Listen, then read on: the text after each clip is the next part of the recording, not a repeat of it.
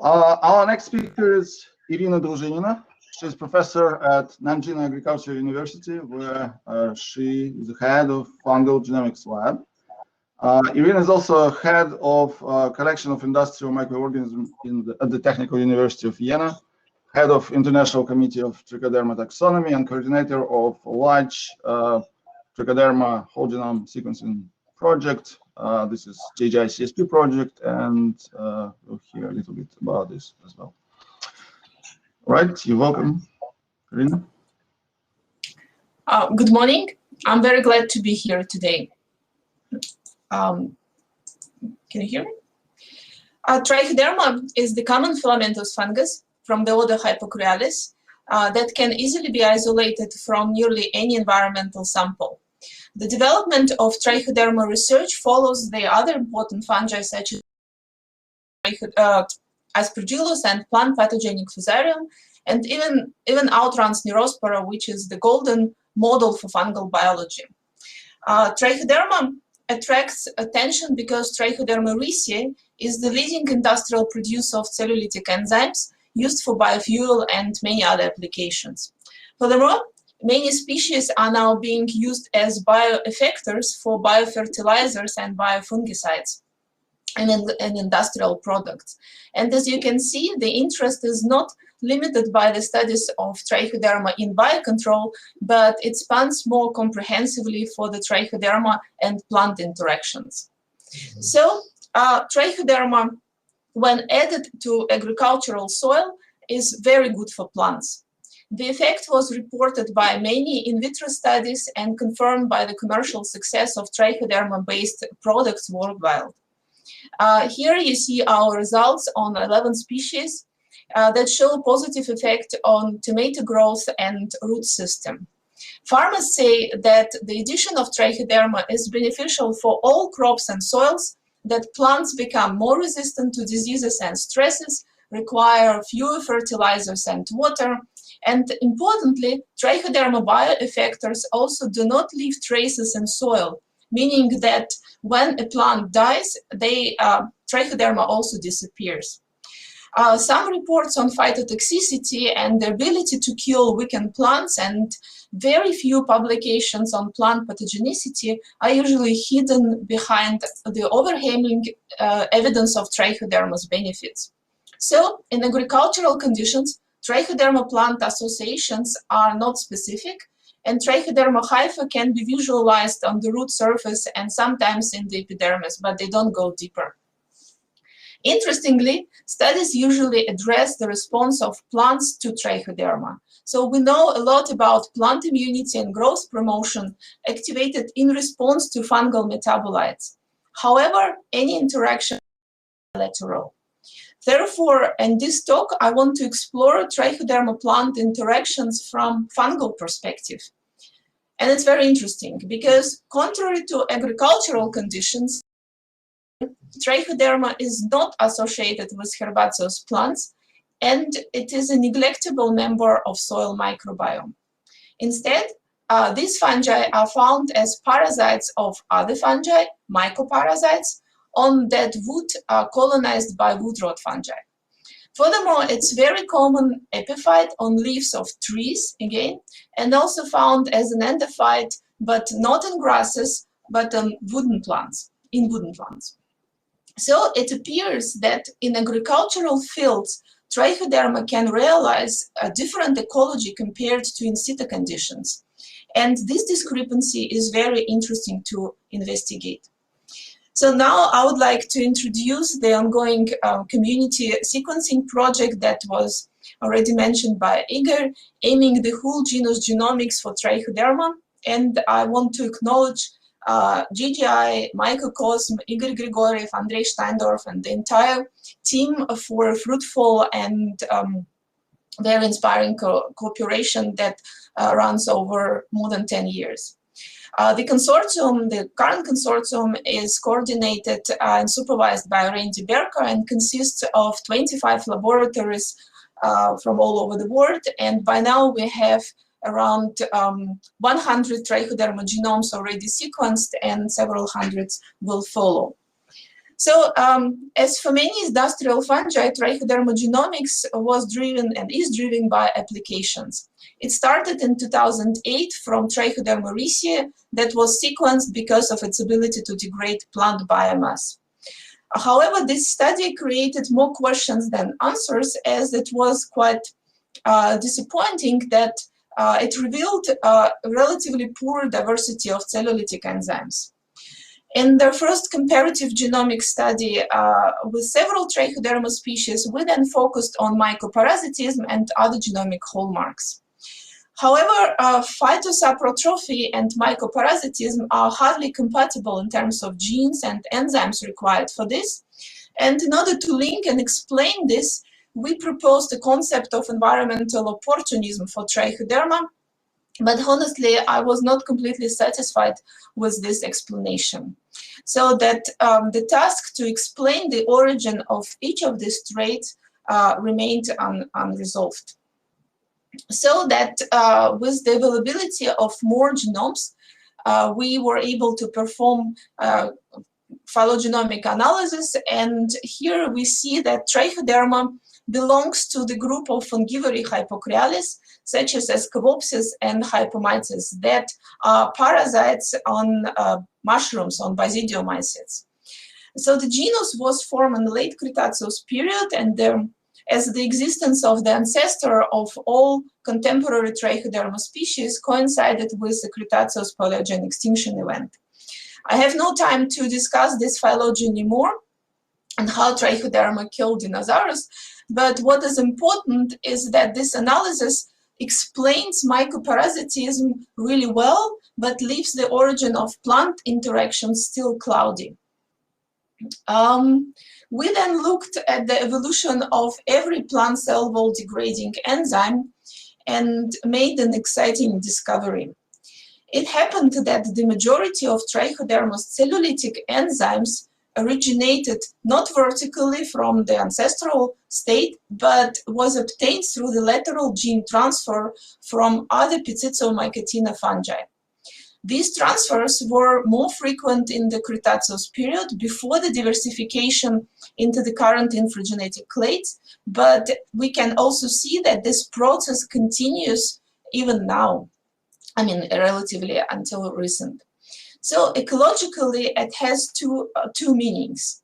First, there were and there are direct symbiotic interactions between Trichoderma and closely related fungi that lead to DNA exchange. It is interesting because we know it from in vitro and agricultural settings, but the direct observations in nature are certainly very difficult. Second, we see that the majority of Trichoderma's LGT donors and hosts for mycoparasitism are herbivorous fungi. So that supports indirect interactions with plants called trophic cascades. So that we see that it's likely something similar to the interactions between lions and savanna grass. So then we continue to explore potentially plant-associated genomic hallmarks of Trichoderma and focused on small secreted cysteine-rich proteins that are enriched in Trichoderma genome. So that is another genomic hallmark of Trichoderma. So some of these proteins, like ceratoplathanins, were discovered in plant pathogenic fungi, where they act as effectors and virulence factors. And therefore, this function was extrapolated on Trichoderma plant interactions. To test this, we looked at the evolution of ceratoplathanins. You can see it here. You cannot see the tree, but what I want to show here that this result revealed the broad distribution of these proteins in fungal genomes, a very rich evolutionary history with multiple lateral gene transfers, gene duplication effects, and it also showed that these genes are present in fungi that have no interactions with plants, like entomopathogenic fungi, specialized saprotrophs, woodrot fungi, pointing to potentially other function of these proteins than plant interaction, so that the enrichment in these proteins also did not help us to explain trichoderma plant interactions. However, plants can certainly use these proteins as a hallmarks of fungal presence and respond to them. Even more interestingly, the deletion of such proteins, like for example of ceratoplatanine EPL1, resulted in increased colonization of roots, while the addition of heterologously produced ceratoplatanine EPL1 prevented the growth of Trichoderma guijonense on tomato roots. So that is quite contradictory to expectations. However, all these proteins that we tested here, there are several hydrophobins, ceratoplatanine and a new HYPHOSPHERE protein, they all improved the attachment of Trichoderma hypha to glass surface. So at the same time, we also saw that these proteins, when added in the hydroponic system, they can have some kind of phytotoxicity effect. However, they can even trigger root growth. All surface active proteins probably block the water exchange between roots and rhizosphere. So the plant tries to compensate for this, but that the growth then gets a bit reduced. So in summary, our research on the function of small secreted surface active proteins brings us to HYPHOSPHERE hypothesis. We think that fungi have a rich and redundant arsenal of proteins that can transform practically any interface near the hypha to an optimal state. For example, Trichoderma likes it slightly hydrophilic. The influence of these proteins around hypha that are massively secreted, that's a very highly secreted proteins, on other organisms is not known, but we assume that it can be a challenging factor for motile and biofilm-forming microorganisms and also for roots. So this video shows the non-random distribution of only 2 hydrophobins in a droplet of water, but a real cocktail of these proteins is much more complex and diverse. Thus, the abundant surface-active proteins may putatively contribute to even some amensalism between Trichoderma and plants. So now we can review Trichoderma's ecology and plant interactions. We know that Trichoderma species are saprotrophs on dead wood and on other fungi. They are also parasites on mushrooms and other ASCOMYCOTA, and can compete with other fungi for the resources. Based on this, we can speculate that if Trichoderma parasitizes plant pathogenic fungi, it results in a trophic cascade beneficial for plants. However, we should not forget that Trichoderma can also parasitize mutualistic plant associates. So these interactions can be in different directions. So further exploration of Trichoderma interactions points to putative mutualism with trees, as Trichoderma can be an endophyte, while in agricultural conditions it is likely an interplay between commensalism and amensalism.